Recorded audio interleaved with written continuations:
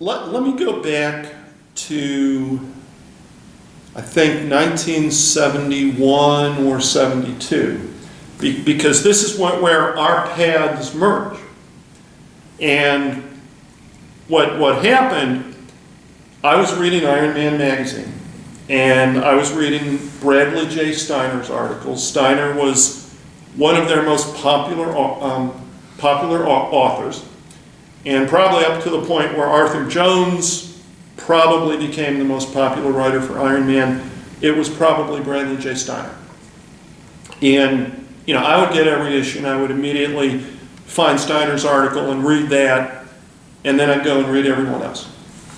Steiner really liked Reg Park. There was one article where he wrote, where he starts out, he says, Reg Park is the single greatest example of physical culture and what training can do for a man of anyone in the world. And he talks about how he not only was a champion bodybuilder, but he could twirl heavy weights with the ease that a policeman would twirl his baton. I remember thinking, reading that, reading about Reg Park pressing behind neck 300 pounds, bench pressing 500 pounds, squatting 600, and I'm thinking, that's what I want to do. To tag with Sergio Oliva, I want to be Reg Park. Okay, so I was a Bradley J. Steiner fan, and through that I became a Reg Park fan. And there I am looking at Iron Man, and there's a training course written by Reg Park. It's strength and bulk training. And, me, 14, 15 years old, strength and bulk training is where I want to be, man. That's it. That's my baby. So, immediately, get the envelope from Mom, write the piece of paper, put in $2, or probably a check for $2, because sending $2 cash through the mail back then was risky business. Okay.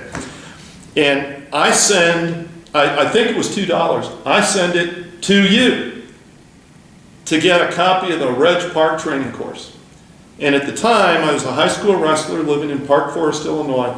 I think I may have even written a little note that said, "Dear Mr. Hinbern, I am a high school wrestler. I want to get bigger and stronger for wrestling, and please send me a copy of the Reg Park course. Here's my $2 or $3, whatever it was." And I shot it off to you and waited, and like 3 days later, from Michigan back to Chicago, comes the Reg Park course.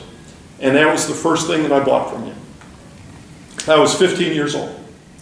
Indeed. What you say is, with the note and everything, I've got bales and bales of those. Of course, people don't usually write notes anymore because they order through the internet for the most part. But the thing is, I'm a high school wrestler. This is my situation, and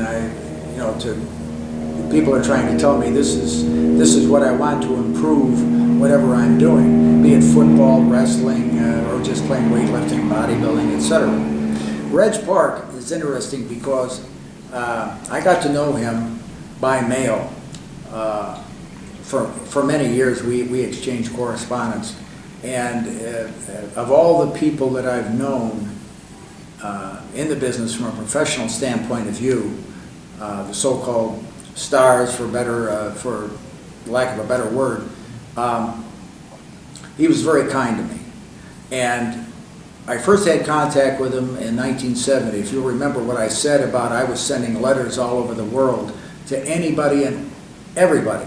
I would get these old magazines, and what it would do is it would spurn more letters, because I would go to those classified ads in the back of a magazine from 1955, and I would see a name and an address that I hadn't seen before, and off a letter would go. And I was sending letters, 100 or so a month, all over the world. And a lot of them came back because, the people are either dead or they moved or whatever.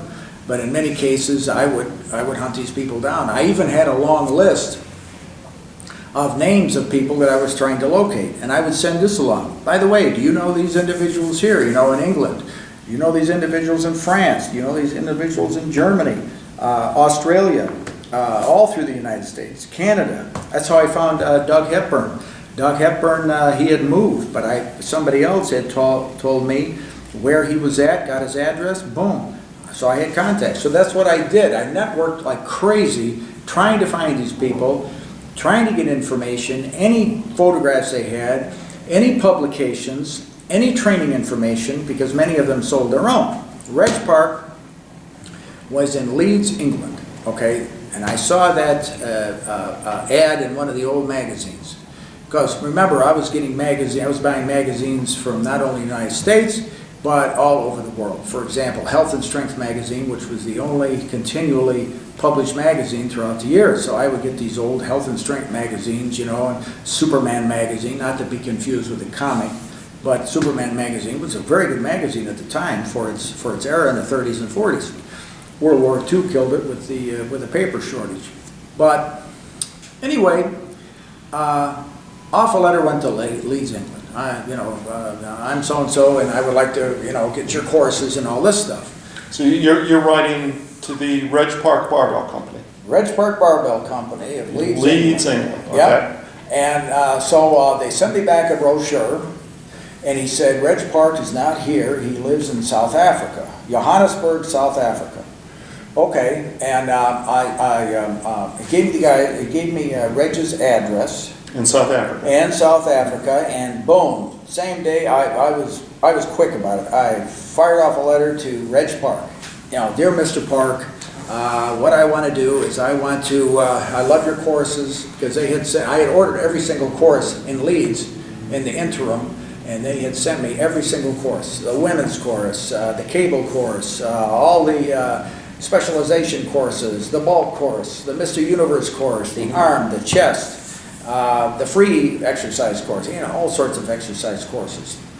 So I had a pile of those came, and then I got a letter back from Reg Park. So, you know, got to remember, I didn't always get a response from people and I respected their privacy. Many times I would call them. I had a phone bill that used to drive my mother's crazy when I was living at home. Phone bill, because, you know, you would call, and I'll tell you a story about Reg Park in a minute. But anyway, I got a response from him, you know, and he would tell me, yes, thank you very much. He was very, very, very kind and very grateful for anybody who said something nice, you know. And said, certainly, and here's the wholesale prices. And I said, terrific. Do I pay you, or do I, you know, pay Leeds? He says, well, the courses are in Leeds. I will contact them and, you know, make arrangements with them, and you'll be able to buy directly from them. Because I don't think he had very many down there. He had several gyms that he was running at that time. So, this is great, you know. And so I ordered, oh gosh, I don't know how many, big boxes. What they had was overseas shipping, you know. It would take months to get to me, but I got piles of them. So anyway, one day, later in years, I decided to call Reg Park. Okay, I'm going to call long distance. Well, back then, it's not like today where you pick up a cell phone or whatever, and it sounds like we're sitting right next to each other. It's not that way back then. Many times you would have to go through an operator, or, if I recall, you could dial direct. Now, here's the thing. When you talked to the individual, you know, when you had the other individual on the line, you would get a little bit of static in the background, okay? And you would get, ever so often, you would hear a ping, like that, almost like you were sitting on a submarine. And when you would talk to them, there would be an echo, and you would have to wait for that, for what you said to be repeated before the other individual talked to you. For example, if Brooks says, hello, Bill, I would have to wait for that, hello, Bill, and then I would talk back to him, and then he would talk. Now, if you talk too fast because you had something to say, you would have all this double talk going on. So I call Reg Park, okay, finally get through to him. You know, somebody, you know, answered the phone or what have you at one of his office or gym or wherever he was at. And I asked, is Mr. Park in? And he said, certainly. Who's calling? And I told him. And just a moment. And man got on the phone. He had a very deep voice. Hello? And I said, is this Reg Park? He said, yes, it is. And I said, this is Bill Hinbern. And right away he said, oh, Bill, how are you? Like he knew me. And I wasn't so sure, but he did remember me because I was the one who contacted him for all the publications. And he said, how are you? And I said, I'm doing very well, thank you. And we started to talk back and forth about, briefly, because, the meter's running and this is going to get really expensive in a hurry. And we're going back and forth, and I'm asking about, the training and stuff, and he says, how are those publications selling, And I said, very, very well. As a matter of fact, I'm about ready to put in another order, And for training information, there was a few times, because that wasn't the only call I made. There was a few times later on that I had talked to him, I would say probably a dozen, possibly a dozen other times. And I would ask him questions about training and stuff like that. Because he was famous for promoting, he was the big promoter of the 5x5 heavy barbell training for, like for example, Brooks said, the strength and bulk course. At the end of any telephone conversation we ever had, he would say, now Bill, in a very stern voice, if you have any other questions, write them down.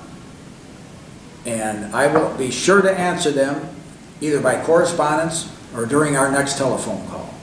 Wow. Yeah, he was always emphatic about that. And when he said something, he had a deep voice that carried. Like if he was, even to this day, you'll hear people talk about him when he was in his gym. If he saw somebody out of the corner of his eye, slacking or not doing an exercise correctly, or even he would give somebody some encouragement. When he said anything, everybody stopped because his voice carried, and but that's what he would say to me.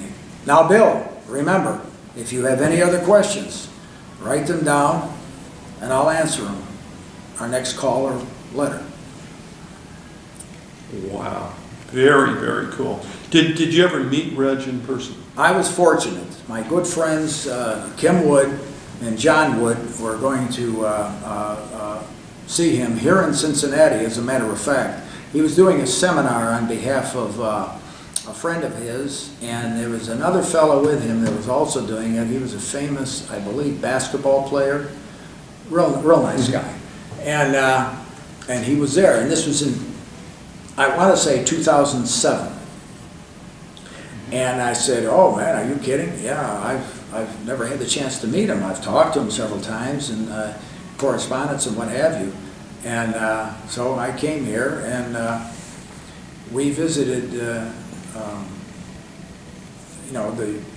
seminar, what have you. He pulled up in the car and got out. And even at that time, in 2007, he filled out a sport coat.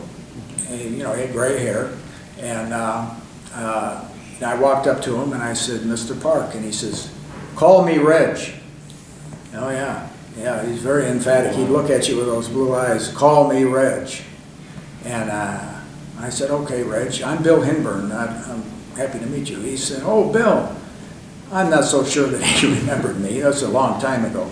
But again, he's very kind, and anything you've ever written about him, everybody has kind words. He was, he made 5 movies. He made a lot of money in the movie business when the sword and sandal flicks were very popular in the early, late 50s, early 60s. And then the popularity started to wane. But even to this day, you can find them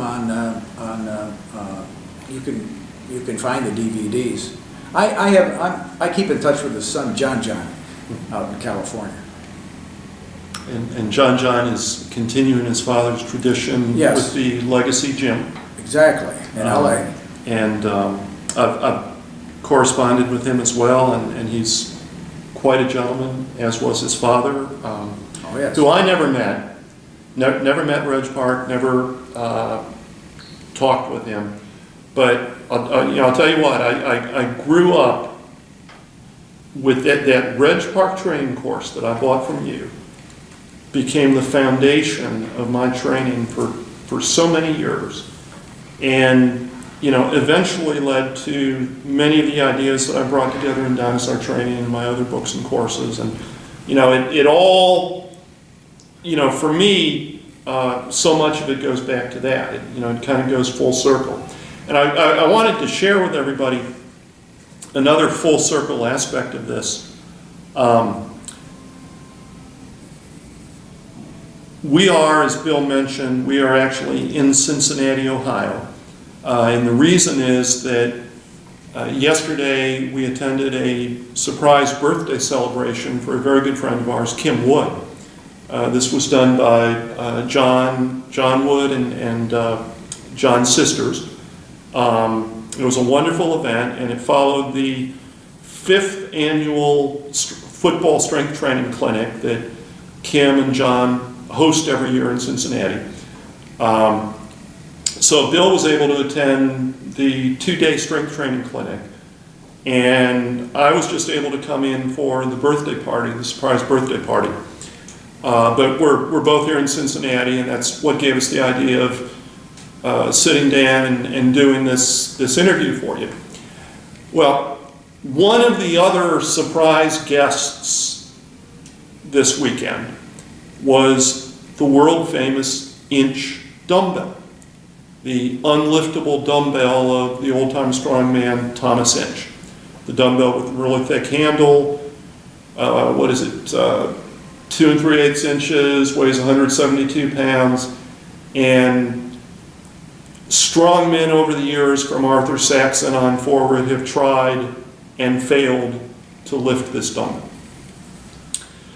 So the original dumbbell was owned by Thomas Inch, and after Thomas Inch's death, it was purchased by the Reg Park Barbell Company. There were two people before that. Okay. One, the individual that obtained the dumbbell from Inch or his estate. I don't know if he obtained it while he was still alive. Well, Inch was still alive. He had it, whose name escapes me right now. It'll come back to you, but And he then had it. Reg Park, no, David Prowse got it. No. Prowse had it later. Reg Park got it, Mm-hmm. and he owned it for a while. Right. And then David Prowse, famous for the role of Darth Vader, he obtained it. From a man named Bertie, was it Birdwhistle? I can't recall his last name. I think it was Bertie Bird something, and I'm butchering the name, and I apologize. But that dumbbell was owned by Reg Park. Oh, yes. Okay. Yes. Reg Park put his hand on it. Mm-hmm. Okay. As did virtually every other great strongman from Edward Aston, Arthur Saxon. all the way on up. So Yeah. many people have held that dumbbell and tried to lift it. It went to a man, Bertie, and again, I can't recall the last name, but he kept it out in his garden shed in the original wooden box that Inch used to carry it around. David Prowse bought it. I think he paid $20 for it. He went out to the old shed, and there it was, hidden back in the corner. He had to move some things out of the way, reached down, grabbed it, gave a mighty heave, and lifted it up while it was still in the wooden box. That's what he said to me personally. Mm-hmm. Yeah. And I went to London, met my good friend Mike Thompson, who wrote for Stuart McRobert's Hard Gainer magazine. Yes. And we visited Dave Prowse's gym. Actually talked with him, had tea with him. He had a little kitchen in his office. We actually sat and had tea because it was tea time. Yeah. Very, very nice man. Yeah. And I got to try to lift the Inch dumbbell. I had earlier that week worked out with Mike Thompson in his apartment. He had a third floor flat, and he had like 2,000 pounds of weights, a power rack up there. Of course, he was a bachelor, you know, because you couldn't get away with that if you were married. But we worked out in his apartment, and one of the exercises that I did was a one-hand deadlift with 435 pounds using one of those Mike McDonald cambered bench press bars. And I thought that was a pretty good lift. So I thought, man, my grip is really strong on this trip. I'm going to go tackle the inch dumbbell. And I remember 435 pound one-hand deadlift with the McDonald bar, piece of cake. Inch dumbbell, not so much a piece of cake. So I was not able to lift it. I joined the long line of strongmen who have not lifted it. Well, that dumbbell made it from Dave Prowse to Kim Wood here in Cincinnati. And I guess John Wood has it now. And John brought it back to Cincinnati for the strength training clinic. And so the old friend that used to be owned by your old friend, Reg Park, came back to Cincinnati. And everybody at the strength training clinic got to try to lift it. Try is the operative word. Now, to the best of my knowledge, and I have no reason to believe otherwise, because John Wood is a dear friend of mine, he has listed it. Yes, but John also closed a number 3 gripper at what age, 15? I'm not sure. He was in his teens. Okay. John has certified. At the time, I believe he was the youngest ever to be able to close a number. I believe it was a number 3. And he literally has, no exaggeration, one of the strongest grips in the world. He has he has forearms like thighs, like Popeye. He's very strong and a real gentleman. But yes, he could lift it with one hand. And the way he moves it around now, of course, when he's just schlepping it from here to there, he picks it up with 2 hands, which would pose a serious problem for most people. Now, when I was at the clinic yesterday, it was on the floor. I had seen it before a couple times, and of course I tried to lift it, and it's a futile attempt. Many people, yes, it has a thick handle. Yes, it weighs 172 pounds and change. I forget what the exact weight is, but the handle is not very long either. But for a lot of people, that's not a problem. For many strong men, especially the ones of old, they're thick all over. That poses an additional problem. But the key, from my humble opinion, is the thumb. Because not only in my case, but many other people's case, when you start to lift it, it rolls out of your hand because you can't lock that appendage unless you've got a very long thumb that you can wrap around there and it's very strong to hold it. That is the problem. Even if you can lift 172 pounds with one hand. And there's probably many people with, say, a 1-inch, if it had a 1-inch handle in diameter, for example, like a standard exercise bar, you could probably lift it. But the thickness of the handle is the real problem for many people. It's a novelty. I mean, I watched guys yesterday try, and I didn't even hear a thud. I didn't even hear, a fraction of an inch, nothing.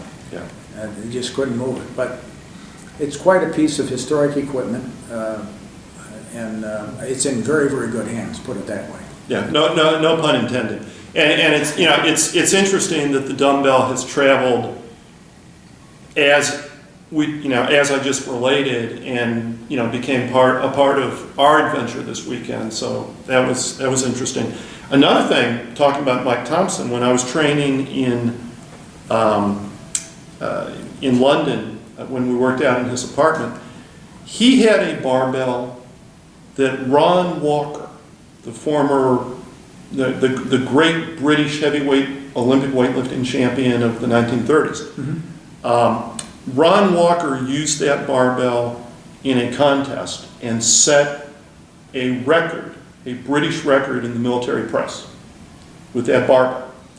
And Mike bought it, I believe he told me he bought it from a gym owner in Glasgow, Scotland. Mike's from Glasgow. Or maybe it was a gym owner in London, I'm not sure. But somehow Mike had and trained with this wonderful old barbell dating back to the 1930s or earlier that had been used in a contest where Ron Walker set a British record. And so he and I trained with that barbell and I got to lift it. Now you mentioned Superman magazine, a British magazine from the 30s. I have some issues of that magazine, and I was sitting there flipping through and reading, and I saw an account of a contest where Ron Walker set a British record in the press.